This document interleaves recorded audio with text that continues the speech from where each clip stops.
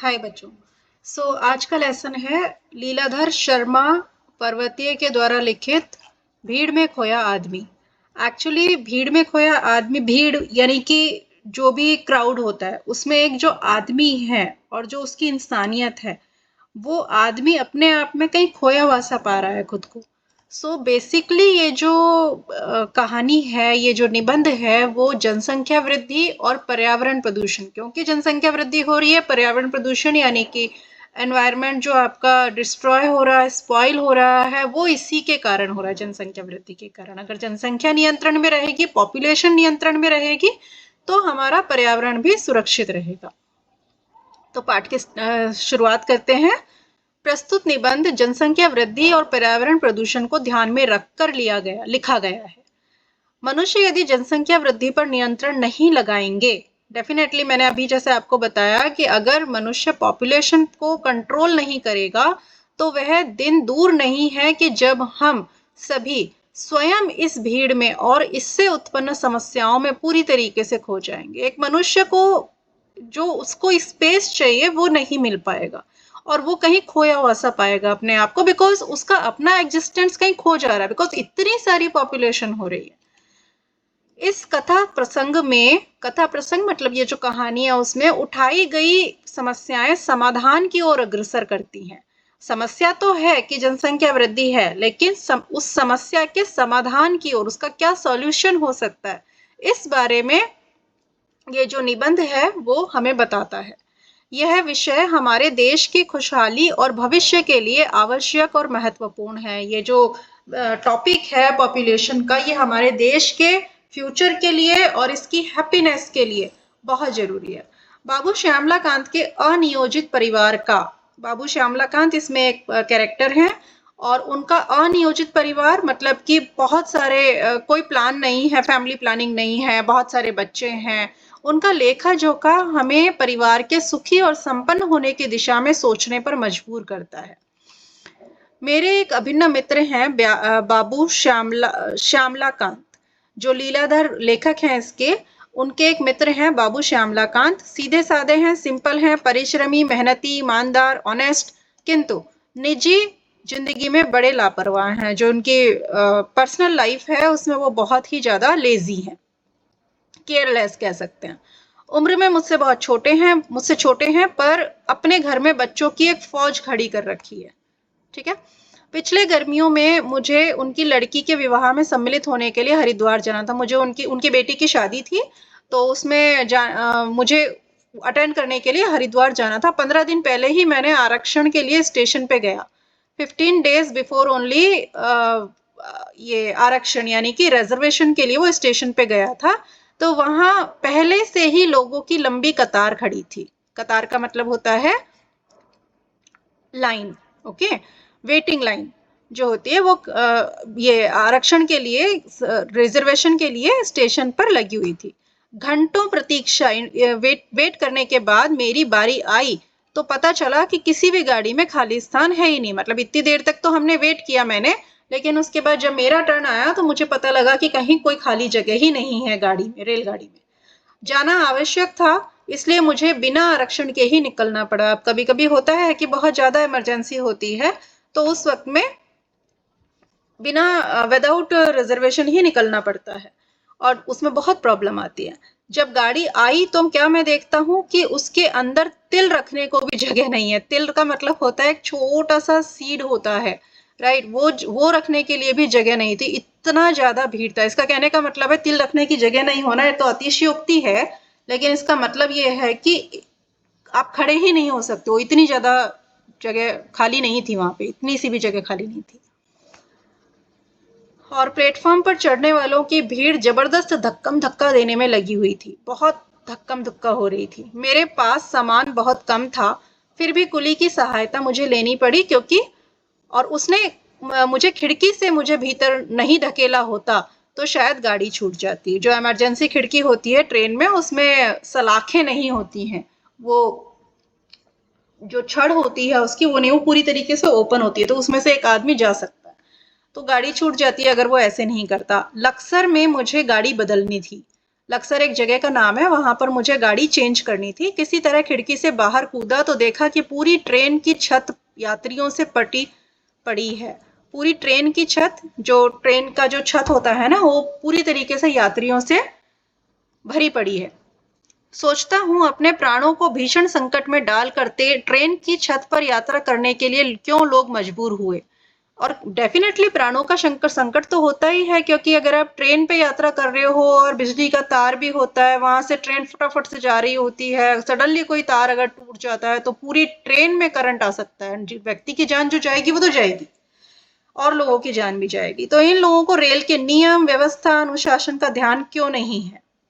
ठीक है, देखो, उस व्यक्ति ने भी बिना आरक्षण के ट्रेन में सफर किया, लेकिन उसने पहले कोशिश की कि मुझे ट्रेन का आरक्षण लेना है, और इसीलिए वो वेटिंग लाइन में खड़ा भी हुआ। राइट, तो खड़ा होने के बावजूद भी अगर उसको ट्रेन का टिकट नहीं मिला और उसके लिए जाना बहुत जरूरी था, इसलिए वो ट्रेन में बैठा था विदाउट रिजर्वेशन, बट वो फिर भी सोच रहा है कि ये जो छत पर लोग यात्रा कर रहे हैं, इन लोगों को रेल के नियम, व्यवस्था और अनुशासन का ध्यान क्यों नहीं है। हरिद्वार स्टेशन पर श्यामला कांत जी का बड़ा लड़का आया दीनानाथ लेने के लिए। उसे अपनी पढ़ाई पूरी किए 2 साल हो गए थे, तभी से वो नौकरी की तलाश में भटक रहा था। मैंने पूछा, अब तो जगह जगह रोजगार कार्यालय खुल गए हैं, तो उनकी सहायता क्यों नहीं लेते। रोजगार कार्यालय मतलब जो रोजगार के लिए, बिजनेस के या कोई भी नौकरी के लिए ऑफिसेज होते हैं, कि वहां जाकर के आप पता कर सकते हो कि कौन से फॉर्म निकले हैं गवर्नमेंट के, कौन से फीस, क्या फीस है, कहाँ कहाँ कितनी कितनी वैकेंसी है। राइट, उनकी सहायता क्यों नहीं लेते। कहने लगा, चाचा जी वहां भी गया था, पूरे दिन लाइन में खड़ा रहने पर जब मेरी बारी आई तो अफसर बोला, भाई नाम तो तुम्हारा लिख लेता हूँ, पर जल्दी नौकरी पाने की कोई आशा मत करना, क्योंकि योग्यता के हजारों व्यक्ति पहले से इस कार्यालय में नाम लिखवा चुके हैं, दर्ज करवा चुके हैं, मतलब नाम रजिस्टर करवा चुके हैं अपना। मैं सोचने लगा कि जब एक छोटे से शहर का ये हाल है, तो बड़े शहरों में बेरोजगारों की कितनी भीड़ होगी। घर पहुंचा तो छोटे से मकान में सामान की ठुस्सम ठास, मतलब बहुत सारा सामान था उस घर में, छोटे से घर में, और बच्चों की भीड़ देखकर मेरा दम घुटने लगा। मैंने श्यामला बाबू से पूछा, क्या तुम्हारे पास यही 2 कमरे हैं। श्यामला बाबू से उसने पूछा कि भाई क्या तुम्हारे पास में यही 2 कमरे हैं।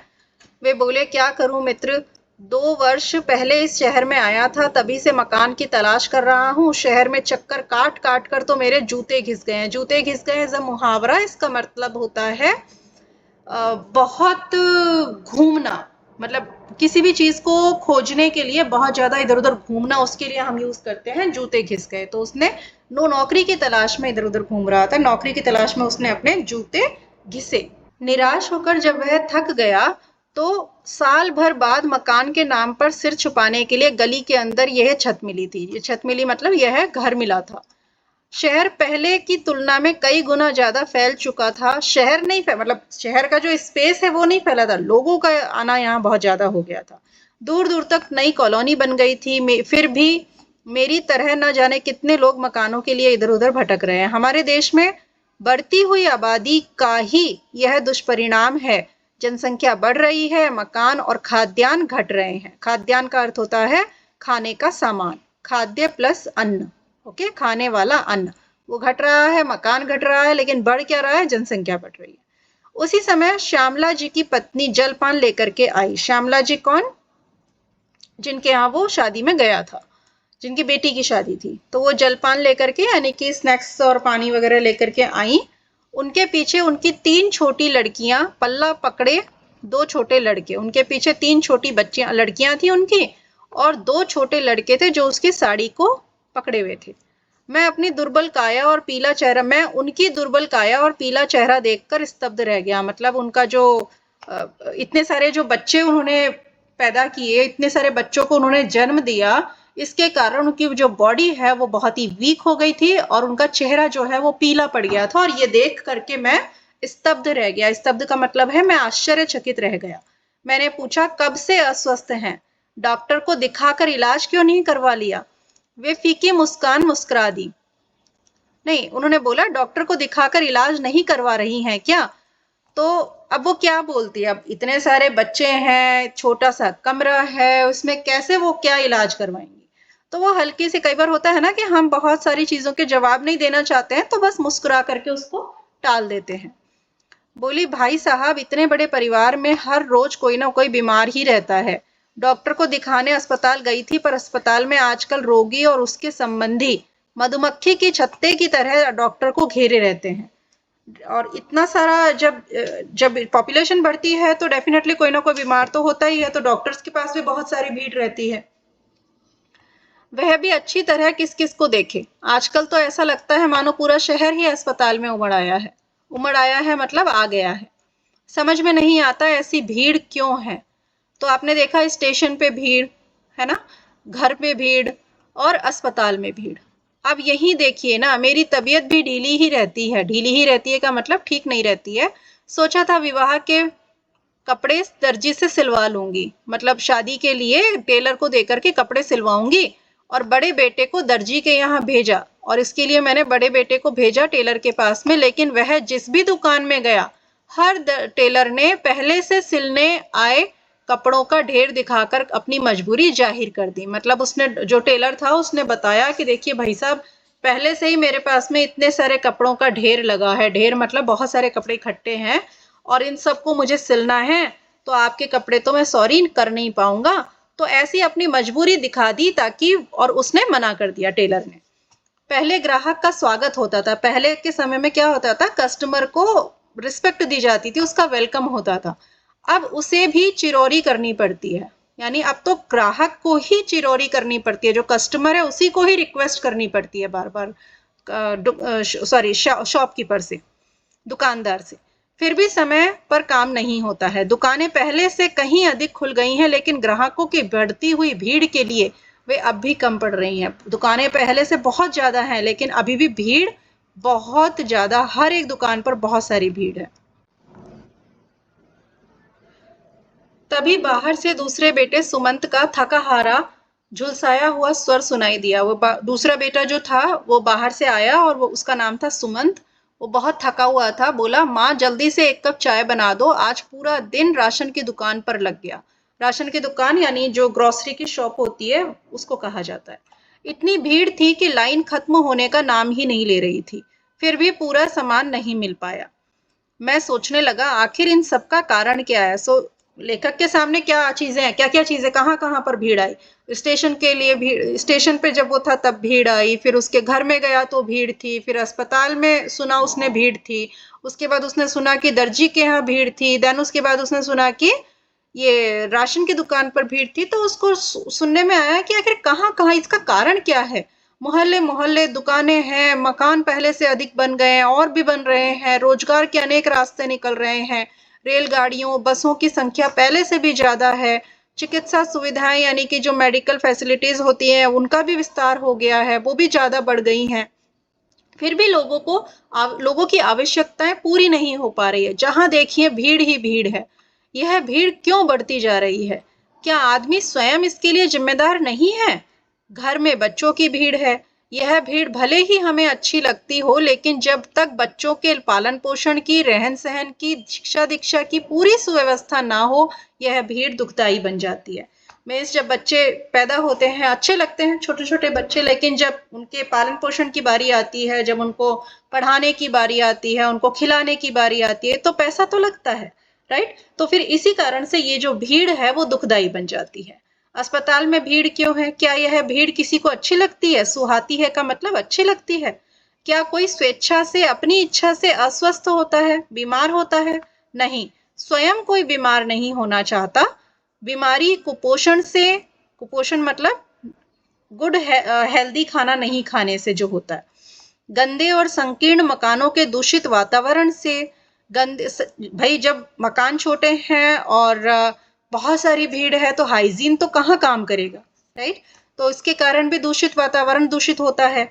यदि सीमित परिवार हो, बहुत ही लिमिटेड फैमिली है, स्वच्छ जलवायु है, 2 लोग 3 लोग रह रहे हैं बस एक फैमिली में, या ज्यादा से ज्यादा 4 लोग रह रहे हैं एक फैमिली में, तो और घर भी थोड़ा सा बड़ा हो जाता है, अपने आप बड़ा लगेगा क्योंकि 4 ही लोग हैं, राइट।